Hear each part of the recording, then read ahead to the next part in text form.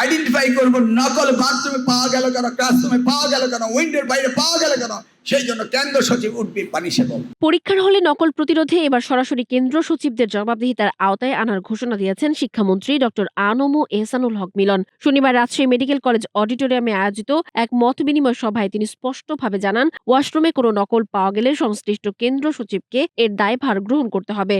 শিক্ষামন্ত্রী বলেন, বিগত সরকারের সদিচ্ছার অভাবে নকলের সংস্কৃতি পুনরায় ফিরে এসেছে। তবে বর্তমান সরকার শিক্ষার মান উন্নয়নে বদ্ধপরিকর। তিনি পরীক্ষকদের সতর্ক করে বলেন, কোনোভাবেই ভাড়াটে লোক দিয়ে খাতা মূল্যায়ন করা যাবে না এবং ডিজিটাল জালিয়াতি করলে কঠোর ব্যবস্থা নেওয়া হবে।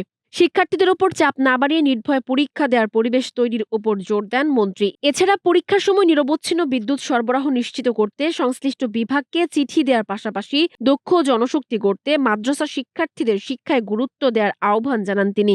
আইডেন্টিফাই করব নকল বাথরুমে পাওয়া গেল কেন, ক্লাসরুমে পাওয়া গেল কেন, উইন্ডোর বাইরে পাওয়া গেল কেন, সেই জন্য কেন্দ্র সচিব উঠবে পানি সেবক। আপনি কি একমত আছেন? কারণ আমরা বলেছি পরীক্ষা হলে যাওয়ার আগে 30 মিনিট আগে তাদেরকে ঢুকতে হবে এবং ঢোকার সময় তাদের দেহ তল্লাশি করবেন এবং এই দেহ তল্লাশির সময় মায়ের লেখা চিঠিও যেতে পারবে না। Am I right?